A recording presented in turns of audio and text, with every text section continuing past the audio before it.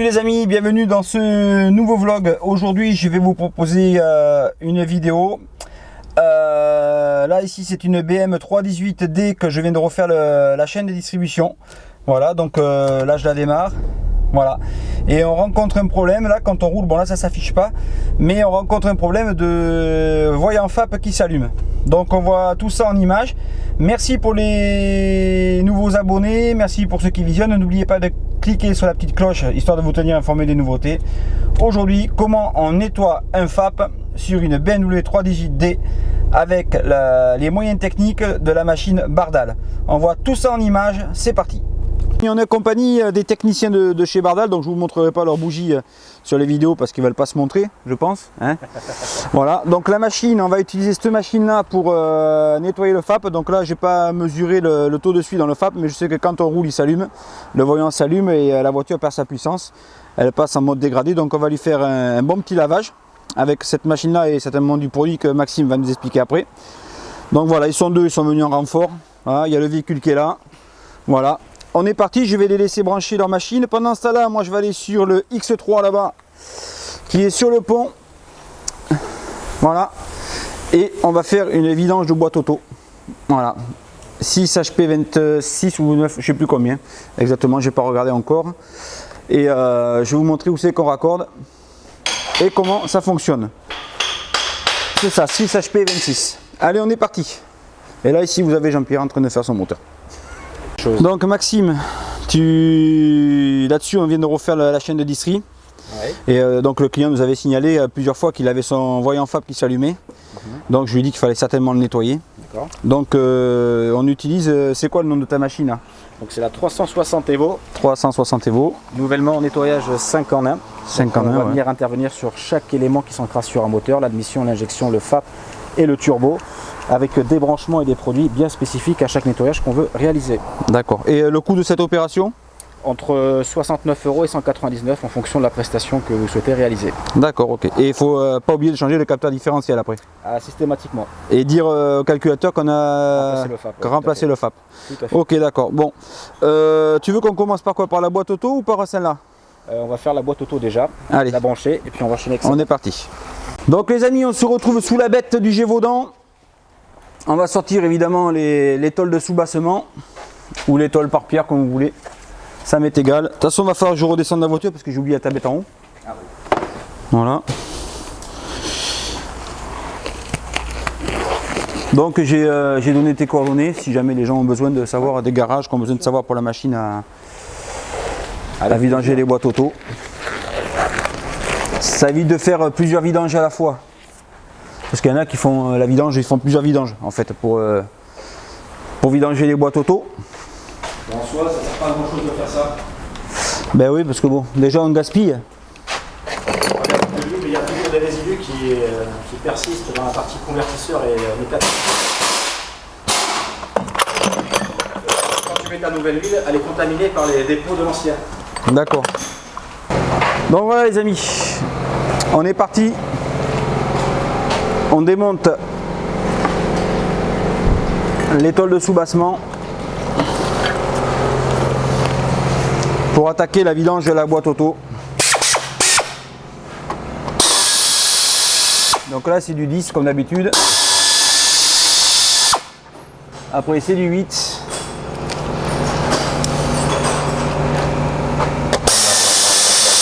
Là, ça tourne dans le vide. Alors c'est un véhicule qui a 158 000 km. La vidange de boîte n'a jamais été faite.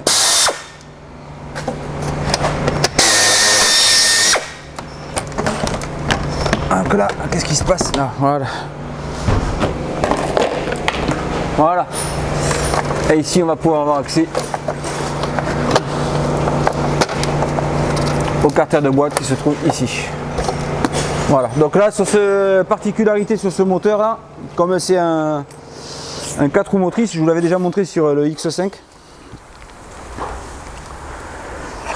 qui est ici. Donc ça c'est voilà, ça va quand même assez vite à faire, on peut faire tourner là, vous voyez. Et donc là, je crois que c'est du E12, il me semble. Pour avoir accès ici aux raccords, les deux raccords qui sont là de la boîte, c'est ceux qui nous intéressent pour pouvoir la mettre à laver. Allez, je démonte ça et on se retrouve après. Donc on se retrouve sous la B2V. Donc je démonte les durites. Donc si tu veux expliquer, Maxime, il n'y a pas de souci, moi je démonte. Donc l'idée, ça va être de chanter l'échangeur. Donc on va se faire un branchement en circuit fermé. Donc on va se mettre en série par rapport à l'échangeur. Le but étant de faire une première phase de filtration et ensuite sur la deuxième phase de remplacement d'huile, de pousser la nouvelle huile vers l'échangeur afin de rincer l'ensemble du circuit, que ce soit l'échangeur ou la boîte. Donc je sais pas si vous avez entendu, mais voilà. Le masque, c'est compliqué de parler. Le principe est simple, en fait on va faire un circuit fermé de la boîte pour pouvoir la nettoyer, enlever toutes les... tu m'arrêtes si je me trompe, ouais, hein. Enlever toutes les particules de merde qu'il y a dans la boîte. Tout ce qu'il peut y avoir un petit peu partout. En gros, c'est ça le principe. Hein. C'est ça. Et on va faire, on appelle ça la procédure de lavage qui dure à peu près 20 minutes. En fonction du kilométrage. En fonction du kilométrage. Donc là, il a 158 000 qui préconise combien? 16 minutes. 16 minutes. Voilà. Donc c'est pas compliqué. Et là, on va mettre l'embout. C'est le jeu sur les raccords pour les tirer? Ouais, t'inquiète. Celui-là, trop petit ou c'est l'autre? Je sais pas du tout parce qu'à chaque fois, je me prends une douche. Et puis elle est bien chaude, j'ai senti. De toute façon, ça rentre pas, je crois. J'avais déjà fait l'essai. Ouais, il rentre pas sûr. Donc voilà, pour ceux qui veulent investir, est-ce qu'il y a justement, je voulais te poser la question, j'ai jamais eu l'occasion de te poser la question, est-ce qu'il y a un entretien particulier sur la machine à faire? Le changement de filtre L'entretien, oui, il y a un entretien parce qu'il y a un filtre qui récupère toutes les particules en suspension dans les boîtes. Donc forcément, il va se charger au fur et à mesure de l'utilisation. D'accord. Ça, c'est le technicien bardage du secteur qui s'en occupe. Le client n'a rien à faire. D'accord. Et ça, c'est pris en compte ou c'est une prestation payante? Non, c'est une prestation. Le filtre est payant, mais la prestation en elle-même est gratuite. D'accord. On fait payer simplement la pièce. D'accord. Et ça, c'est au bout de combien de temps qu'il faut nettoyer la machine? Ça dépend de l'utilisation, mais on va environ une cinquantaine de boîtes à peu près. Ouais, d'accord. Donc ça va très très vite quoi en fait. Ça peut aller assez vite, mais ça dépend toujours des boîtes que tu vas traiter, qui ont plus ou moins de particules en suspension à l'intérieur. Alors là, je crois qu'il manque une rondelle d'épaisseur, parce que tu vois le raccord il nage. Donc tu vois, voilà, il manque ça. Alors par contre, l'autre jour quand j'ai fait la vidange de la boîte Mercedes, bon j'ai pris une bonne douche, parce que quand elle fait le lavage par douche là, qu'on appelle pour enlever, apparemment c'est pour enlever les restes d'huile dans le refroidisseur et tout ça, partie haute et tout ça, et bien j'avais oublié de brancher mes tuyaux. Et quand j'ai branché, j'étais dessous. Je peux te dire que la pompe elle fonctionne bien sur la machine. Ah ouais, tiens bien. Je me suis pris une sacrée douche. Donc voilà, ça n'a pas eu d'incidence bien évidemment sur le restant de l'opération, puisque après derrière j'ai fait toujours un essai routier. Donc celle-là, pour information, Maxime, j'ai été l'essayer avec le client, donc il n'y a pas de problème. Les vitesses passent bien, j'ai passé le diag, il n'y a aucun code d'erreur sur la boîte à vitesse. Donc on peut considérer qu'elle est en bonne santé. C'est un premier entretien, elle n'a jamais été faite? Elle n'a jamais été faite. D'accord, donc là on va avoir une différence au niveau de la couleur de l'huile.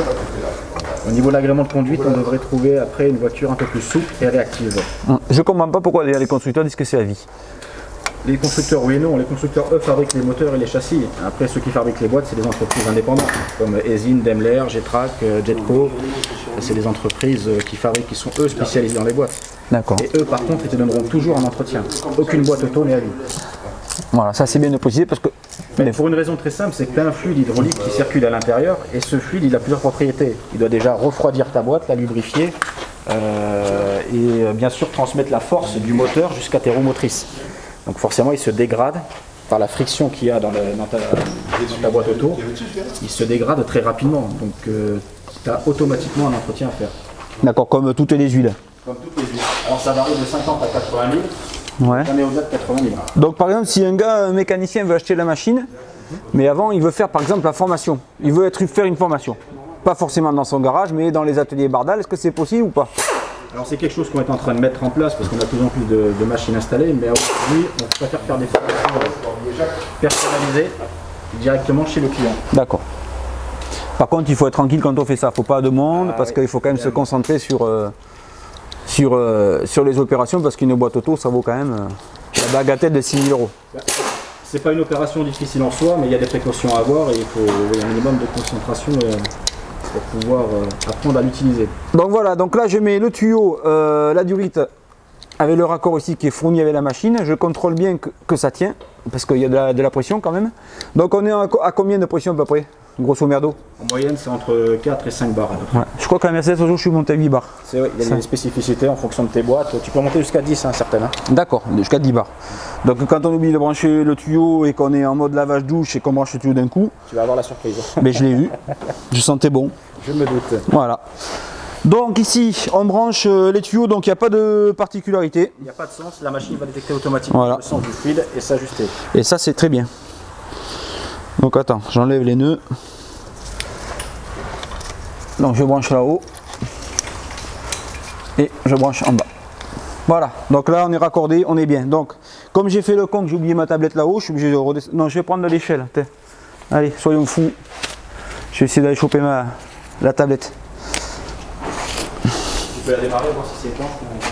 Ouais, déjà je vais la démarrer et je vais la mettre sur pied surtout. Et avec le frein à main.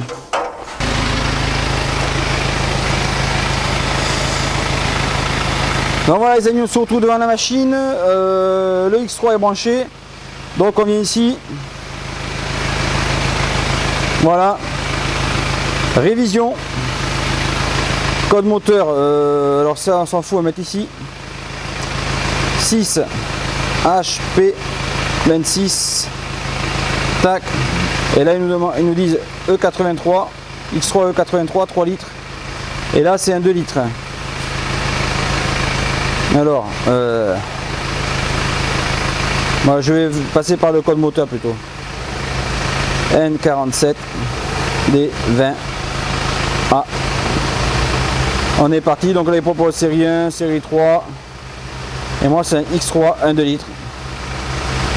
Donc de 2007 à 2010.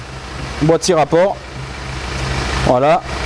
On valide. Et là il nous dit que c'est la boîte 6 HP 19, vous voyez je crois que c'était une 26 là-dessus mais c'est une 19. Donc la procédure, tac on est parti, là il télécharge la procédure.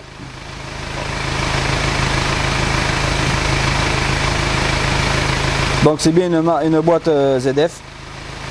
Bon là c'est un petit peu long, c'est ce que je vous disais l'autre jour qu'il faut avoir absolument internet pour faire les vidanges de boîte auto, malheureusement. Voilà, et là on voit bien de suite que le fluide passe. Vous voyez c'est noir complètement. Bon voilà, donc là on est à 30%, 40%, donc ça va assez vite. Donc une fois qu'on a branché notre machine, on vérifie qu'on n'a pas de fuite quand même. Voilà, il n'y a aucune fuite. Donc voilà, j'ai enlevé l'arbre de transmission. La machine est reliée, donc la procédure, bon, on la connaît, on s'en fout, donc je reviens en arrière. Tac. Non merde. Ah.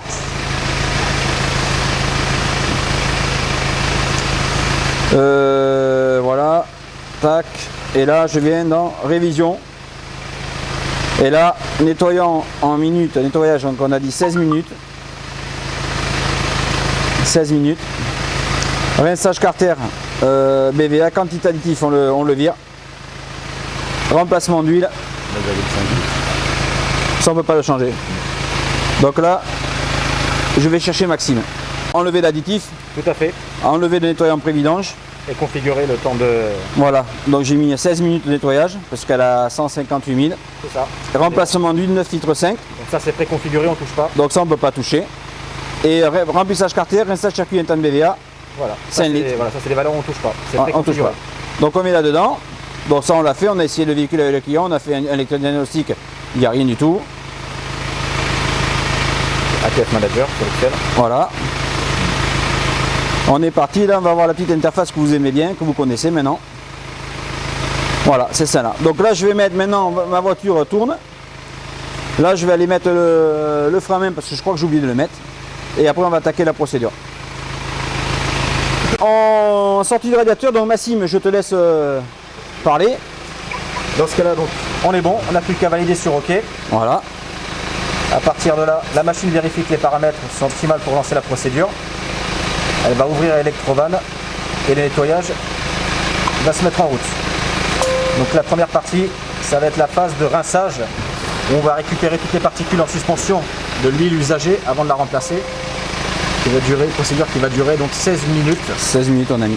Ça circule ici, voilà, en circuit fermé, en passant par la filtration de la machine. Ok. Bon, ben, on va la laisser faire tranquillement, puis on va se retrouver sur l'autre BM pour Alors, pour le nettoyage du FAP, Maxime, on passe par le tuyau de pression différentielle. Il y a deux options, soit on passe par le capteur de pression différentielle s'il est accessible, si c'est pas le cas, on peut se mettre directement sur le FAP.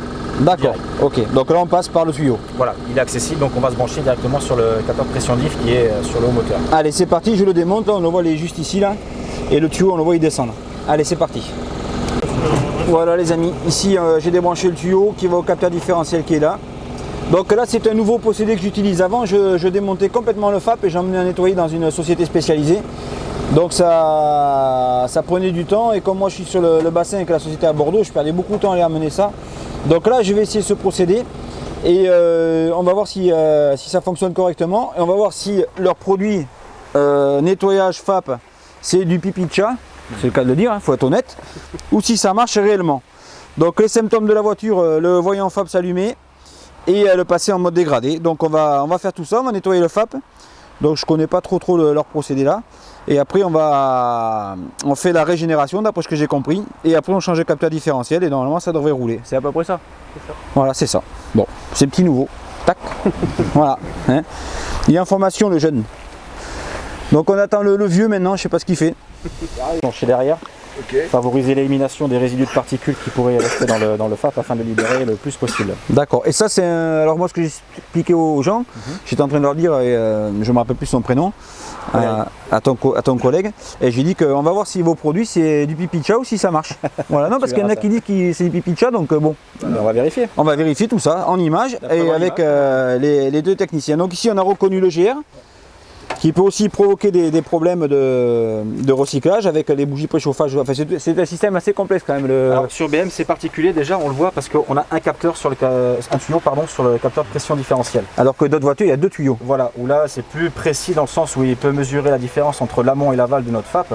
Ces montages là sont un peu plus complexes dans le sens où ils vont mesurer la masse d'air qui circule dans le véhicule. D'accord. Au travers donc du débitmètre, de la position de l'EGR, de la sonde lambda et bien sûr du capteur pression différentielle qu'on a dessus. Donc là on précise aux gens que si sur une BMW, et d'ailleurs sur toutes les voitures, si les bougies ne fonctionnent pas ou si le boîtier préchauffage est grillé, la régénération ne se fait pas. Exactement. Donc encrassement plus rapide, des filtres à particules. Tout à fait. Et donc là ils seront obligés soit de nettoyer le filtre si on peut le nettoyer, soit de le remplacer. Mais en plus de cela, changer les bougies et le boîtier de préchauffage. Exactement. Et le GR c'est exactement pareil. Si elle est en dysfonctionnement, on encrasse plus ou moins le FAP, non? C'est ça? Alors aujourd'hui, on a des solutions pour venir nettoyer les vannes EGR.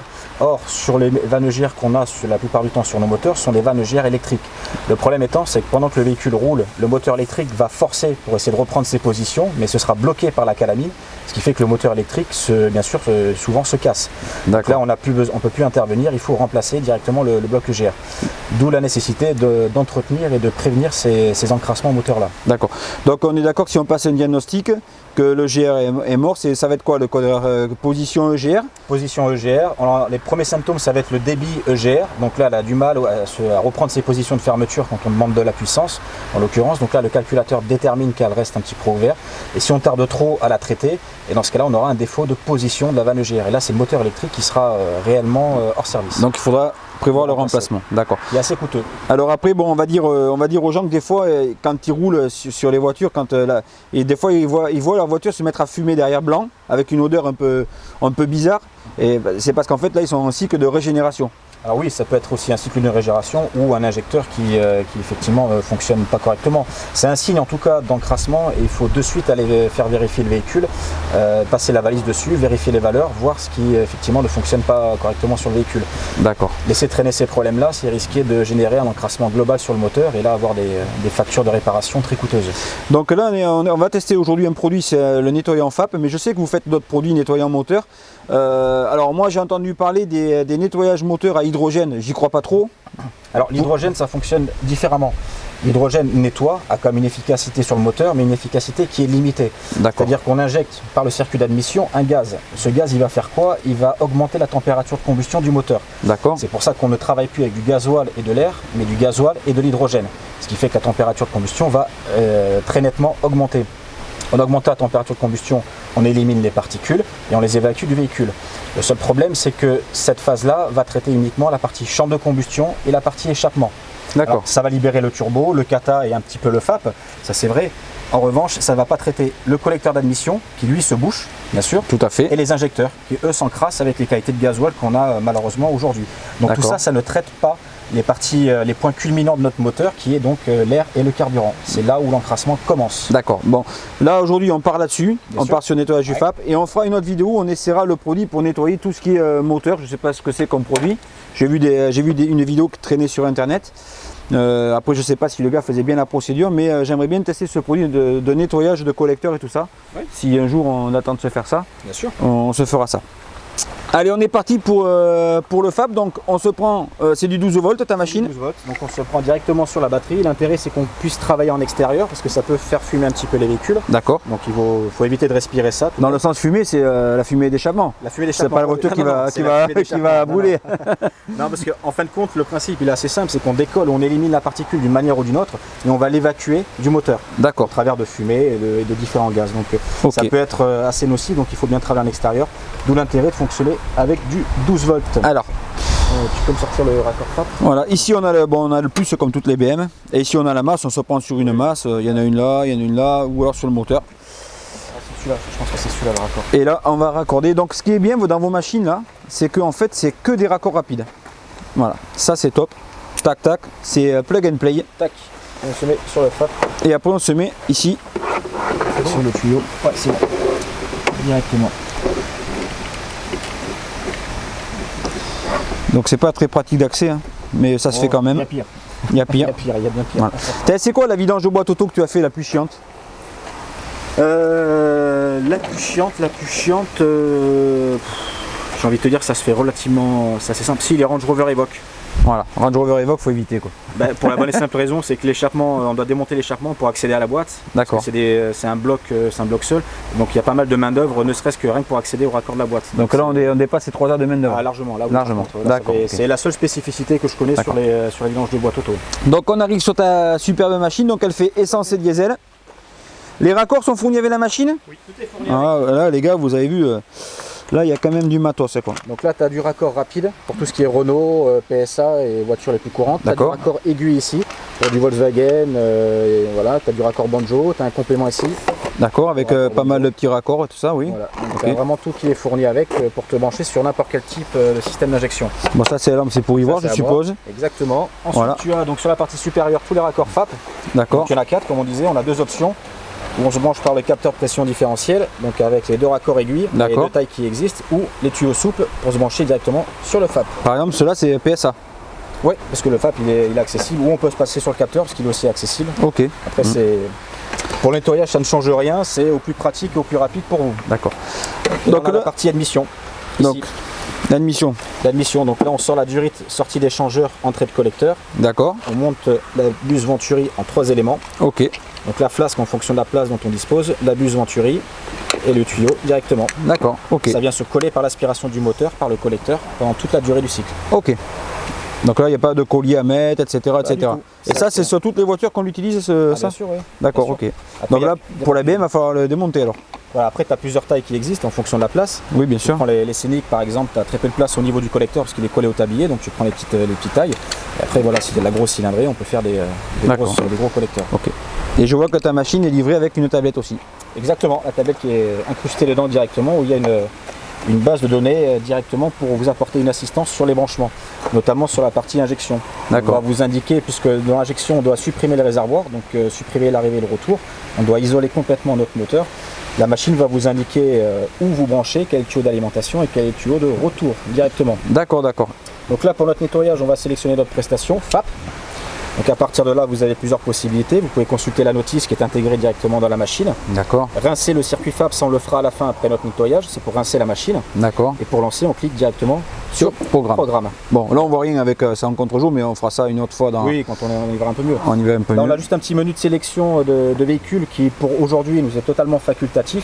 Ce menu vous montre simplement les raccords donc, de carburant pour vous connecter directement sur les véhicules. Mais pour le FAP, on n'en a pas besoin. D'accord. Donc on valide et à partir de là la machine va vous indiquer comment réaliser le nettoyage. Donc là en l'occurrence le FAP se fait à froid. C'est la seule prestation où le moteur doit être froid, tout le reste doit être le moteur doit être à température de fonctionnement. D'accord. On vérifie le niveau, c'est du basique, mais c'est rigoureusement important, parce que derrière on déclenche une régénération, donc il faut que le moteur soit en condition. Ok. Prendre que les produits Bardal, ça c'est normal. Connecter le véhicule, donc là on est branché, on est ok. On est ok. Et là la machine nous laisse plusieurs procédures. Ok. Procédure classique, nettoyage préventif du FAP, se fait moteur à l'arrêt. D'accord. Procédure sévère, donc FAP bouché, là c'est moteur tournant, où la procédure va être beaucoup plus agressive pour décoller les particules à l'intérieur. Ok. Et le rinçage qui se fera automatiquement en dernier. En dernier. Donc nous on va cliquer sur ce qui nous intéresse, la procédure sévère, Procédure sévère. et la machine nous montre directement le produit inséré Voilà. à l'intérieur. Donc ça, c'est des produits qu'on peut se procurer chez tous les distributeurs qui travaillent avec vous. Voilà, uniquement les distributeurs. C'est D'accord. des produits réservés aux professionnels. Ils sont... On ne trouve pas sur internet. Ah pas du tout. D'accord. Non, ça c'est des produits qui sont vraiment réservés pour la machine. Donc voilà, elle vous montre le premier produit, c'est le nettoyant FAP. D'accord, donc dessus c'est bien spécifié spécial machine parce que vous vendez aussi des bidons. Il y a marqué nettoyant FAP. Oui, ça c'est les additifs, à pas D'accord. confondre. Et ça fonctionne bien ça aussi? L'additif fonctionne bien, mais c'est toujours le même principe où quand on a un problème, on peut le traiter en préventif au travers des additifs, mais l'action restera toujours limitée parce que l'additif va être dilué, filtré avant d'arriver à l'organe qu'elle doit traiter. Ok. Là en l'occurrence avec la machine, on traite directement l'organe qu'on veut nettoyer. On veut nettoyer. Donc on est beaucoup plus efficace qu'un additif. D'accord. Donc quand on a un voyant moteur qu'on n'arrive pas à enlever avec un additif, il faut passer par la machine. Par la machine, automatiquement. Donc là, tous les kits FAP sont prédosés. Alors ici on est là. On a le réservoir qui correspond au nettoyage qu'on souhaite réaliser. Donc est-ce que c'est repéré sur la machine? Oui, par l'arrière. Ici, D'accord, ici tout est. vous avez l'étiquette, voilà, il y a donc l'étiquette. FAP, admission, injection, turbo. Ok. Tout est repéré directement. Voilà, ça évite de se mélanger. Ça évite les erreurs. On vide le bidon en totalité. C'est de l'eau. C'est prédosé. C'est de la déblue. On revient sur notre machine. Et elle nous dit bien de mettre le moteur au ralenti. Donc je vais démarrer le véhicule. Allez, on y va, c'est parti. Juste avant, il faudrait que tu me donnes une gamelle. D'accord. Parce que ça va sortir à l'échappement, il ne faut pas laisser traîner ça par Ok. terre. Tu veux grand? Hein? Tu veux grand? La gamelle? Si je donne la gamelle du chat, c'est pas beau. Ouais, non, une petite, ça ira. Par contre, si on veut se débarrasser de notre belle-mère, on peut donner la gamelle de la belle-mère. Donner la gamelle de la belle-mère, ça. Ok, donc je vais chercher ça. Voilà les amis, la gamelle de la belle-mère, c'est celle-là. Voilà, je l'ai placée derrière l'échappement. Allez, c'est parti. Non, c'est la gamelle de la belle-mère. On va démarrer. Voilà. On a juste à valider. On n'a plus qu'à valider ici même. Et là, pendant 8 minutes, la machine va injecter par à-coup le produit directement dans le FAP. D'accord, ça se fait tout seul. Ça se fait tout seul, on n'a rien à faire. Elle le gère automatiquement. Et donc, combien vaut cette superbe machine? Elle vaut pas cher. Tout est relatif. On n'a pas la même conception du pas cher. Alors, chez Bardal, on fait un package, c'est-à-dire qu'il n'y a aucune option sur la machine, mais il y a aussi du produit. Micro chez Bardal. Ah non, c'est pas ça. Bon, ici on a mis le produit de rinçage, 2 litres. C'est ça. Et on va accélérer la, tu disais, on va accélérer la voiture. Voilà. Pour l'accélérer à 2500. Voilà. On nous indique qu'il faut remplir le rinçage, on le fait. Voilà. Accélérer le moteur à 2500 tours minute. Pendant combien de temps? Environ 6 minutes. Ah ouais, quand même. Bon. 6 minutes. Et là, ça va commencer à sortir à l'échappement derrière. Allez, ben c'est parti. Qui va tenir? Là, il me marque 3 minutes la machine. En fait, c'est 2 fois 3 minutes. 2 fois 3 minutes. Ok. On va aller voir derrière.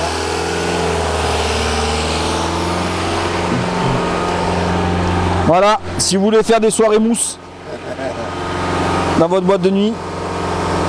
Donc voilà, là on voit que ça sort pas très propre quand même, hein. C'est dégueulasse. Hein. Alors les couleurs diffèrent en fonction de ce qu'on peut trouver dans le FAP.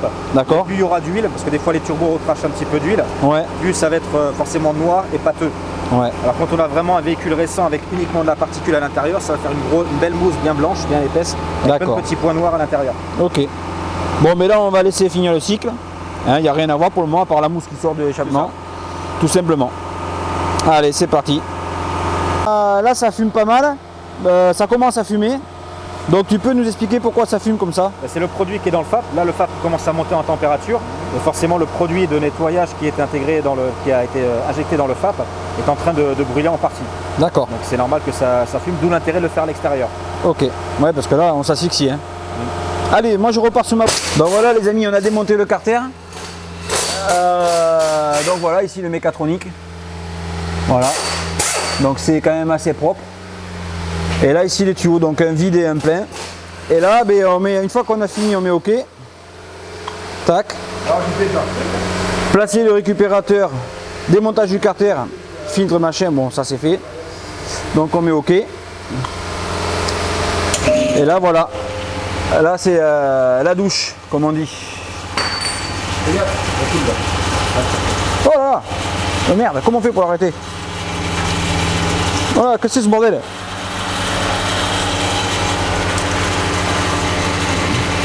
Oh là là là. Il y a un problème. Mais regarde. Qu'est-ce qui s'est passé là? Je sais pas. Les amis, c'est cracra, hein, c'est... Donc là, il y a maintenant ça, la procédure de nettoyage est terminée. Maintenant, il faut aller rouler avec le véhicule pour finir le cycle et après on changera le capteur différentiel. Et là, les amis, c'est le drame. Vous voyez ce petit tuyau là ici, que c'est n'importe quoi.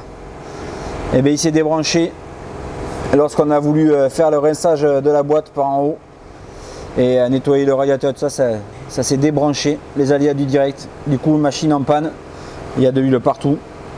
Donc on va réparer ça et puis on va reprendre la suite de la vidéo. Donc voilà les amis, là on passe à la douche. C'est parti.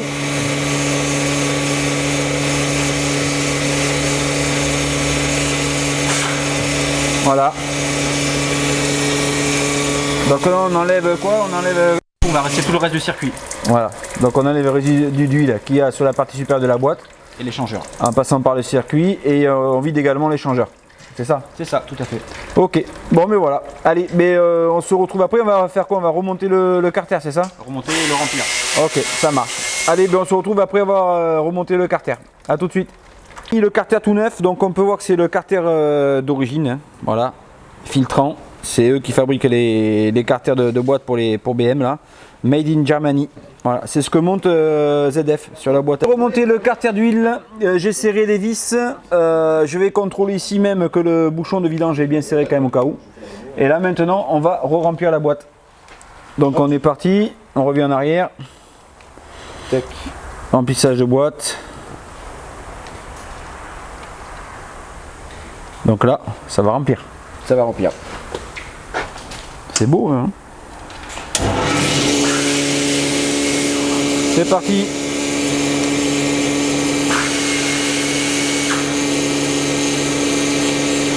Alors Maxime, j'avais des questions là sur justement ma chaîne YouTube sur la machine là. Alors il y en a qui me demandent la question, si on n'a pas la machine, est-ce qu'on peut faire une vidange complète de boîte à vitesse? Non, surtout pas. Surtout pas parce que le convertisseur ne peut pas se vider tant qu'il n'y a pas une pression hydraulique qui est générée. Il ne faut surtout pas faire de vidange manuelle comme ça, ça va faire plus de dégâts que de bien. Voilà. Donc même si on rince plusieurs fois la boîte, ça sert strictement à rien. En fait, on parle d'huile de boîte auto, mais en réalité, c'est un fluide hydraulique. Le fluide hydraulique, il a d'autres propriétés que l'huile moteur. Si on prend un fluide hydraulique qui est contaminé par des particules de fer, il va automatiquement contaminer la nouvelle huile. Voilà. Donc en gros, ça ne sert à rien. Donc il faut absolument la machine pour faire les vidanges de boîte auto, parce que sinon ça sert à rien. Voilà, et c'est pour ça aussi qu'on surconsomme de l'huile, qu'on rajoute 4 litres en moyenne de plus que la contenance de la boîte, pour pouvoir la rincer en totalité et être sûr qu'il n'y ait plus de particules stagnantes dans la boîte. Ouais. De toute façon, on va de plus en plus vers des boîtes automatiques en France. Hein. Ah ben, de toute façon, chaque voiture qui sort de concession actuellement sont des boîtes auto. D'accord. Donc oui, il y a un parc qui est en train de grossir énormément. Oui. Donc il peut y avoir une clientèle potentielle et il faudrait être précurseur dans ce domaine pour on va dire amortir rapidement la machine. Ah bah, ce sont toujours les premiers qui seront équipés qui ramasseront le plus gros parc d'entretien au niveau de la boîte, ça c'est voilà. sûr. Donc bon, mes chers confrères, si vous avez envie d'acheter la machine, hein, je vous enverrai son numéro de téléphone en MP et lui il vous donnera les conditions d'achat, le prix, etc. etc. Et donc on va dire qu'avec la machine il est fourni combien? C'est 40 litres? 80 litres. 80 litres d'huile, donc déjà... Il y a de la PLV, de quoi communiquer dessus, on vous offre tous les outils pour communiquer auprès de vos clients. Et après vous avez tous les modules de formation pour l'utilisation et la partie diag de boîte auto qui est fournie dans le prix de la prestation de la machine de boîte. D'accord, donc après peut-être que Bardal fera aussi des formations pour les garagistes comme moi qui veulent se perfectionner tout ça, il y aura peut-être des formations chez Bardal. On fait des modules réguliers. Aujourd'hui, comme je disais tout à l'heure, on les fait de manière individuelle chez le garagiste à la demande. Et à partir du moment où vous travaillez avec nous, on le fait gratuitement. Maintenant, au fur et à mesure de la demande, oui, on fera certainement dans l'avenir des gros modules de formation où on réunira plusieurs garages. D'accord. Donc là, on a rempli quoi alors? Donc là, on a rempli uniquement le carter. Alors, on va passer sur la phase remplacement convertisseur, qui est la phase finale. D'accord. C'est justement là où la machine est nécessaire afin de pouvoir vidanger le convertisseur. Donc le système, ça pousse, l'huile neuve pousse la vieille huile en fait. Exactement. En gros, c'est ça. En gros, pour schématiser, oui, pour faire simple, c'est... L'huile neuve pousse la vieille huile. Exactement. Donc là, du coup, on vient là. Bon, normalement, ça le fait tout seul. Hein. Oui. Mais on a eu un petit problème technique, donc on est obligé de reprendre la main. Donc là, il va falloir que tu démarres la voiture. Donc là, on va démarrer la voiture. Et la machine va remplir automatiquement le convertisseur. Bon allez, on est parti, trêve de blabla, je vais démarrer. Donc là on remplit la machine, on va injecter combien d'huile? Là on est programmé pour 9,5 litres. Donc là en fait ce que la machine va faire, elle pousse et elle récupère. Donc on voit les deux jauges, l'huile récupérée, l'huile injectée. Donc elle récupère de l'huile et elle pousse avec la neuve. D'accord. C'est pour ça qu'ici, dans le passage d'huile, on voit bien l'huile neuve qui est injectée et l'huile usée qui est récupérée. Après c'est dans ce bidon là que ça va, dans celui-là. Tout à fait.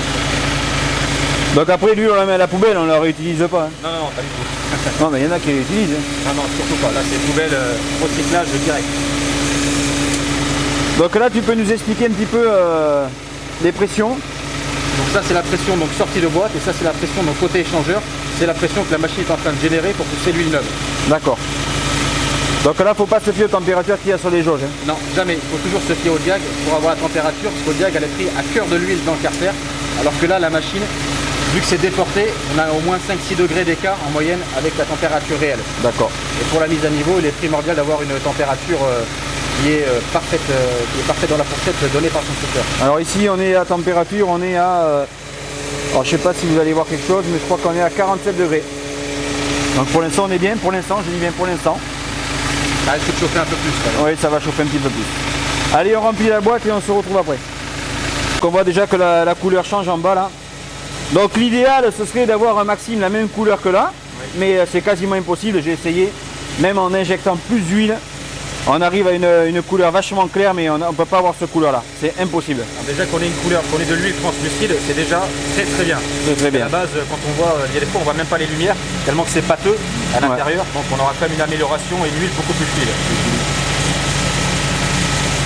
Donc là on est à 7 litres injectés et 7 litres 3 récupérés. Enfin ça monte, c'est quasiment le même niveau. Hein. Donc là remplissage du convertisseur en cours. Et la température d'huile de boîte, on est à 51 degrés. Donc ça va être vraiment limite pour faire le niveau de la boîte. Donc on va laisser reposer peut-être un petit peu après. Parce que là, il faut que je fasse la manipulation des vitesses aussi. Pour bouger le sélecteur pour que le convertisseur soit bien rempli et qu'il n'y ait pas de bulle d'air qui se mise dans le circuit. Exactement.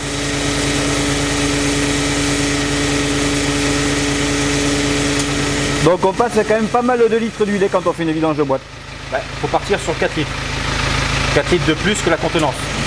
Donc là c'était 9 litres 1 je crois ou 9 litres 5 plus 4 litres. C'est 9 litres 5. Plus 4 litres, d'accord. Mais c'est nécessaire pour vraiment nettoyer l'ensemble des circuits et purger la totalité de la boîte. Donc c'est pour ça que j'ai essayé de prendre plus d'huile qu'il fallait pour ta voiture. Alors ça les gens ils comprennent pas parce que des fois je leur donne la feuille, le rapport. Ils disent pourquoi vous m'avez compté tant d'huile alors que vous avez mis tant d'huile. Parce qu'en fait l'huile n'est pas prise en compte. Ça oui. D'accord. Mais après il faut bien l'expliquer que pour rincer, forcément il nous faut du liquide pour pouvoir rincer la boîte. Donc arrêtez le moteur. Allez, hop, je remonte. Les amis, la vidange de boîte est maintenant terminée. Vous voyez, donc ici c'est nickel. On va débrancher les tuyaux. On va tout rebrancher à la boîte, remettre l'arbre de transmission, là ici le petit arbre. Et je vais faire le niveau de boîte de transfert tant que j'y suis. Parce que je ne sais pas si la vidange a été faite à celle-là, mais comme j'ai fait couler un petit peu d'huile, eh bien, je vais refaire le niveau. Voilà, je remonte tout ça et on se retrouve après. Bon voilà les amis, la vidange de boîte auto est maintenant terminée sur ce X3. Il a 148 000 km, donc voilà. Donc déjà on a retrouvé la boîte de vitesse un petit peu plus vive en sortant du pont de l'atelier. Et là je vais faire un essai routier. Donc comme il fait pas très beau, allez, on se dépêche.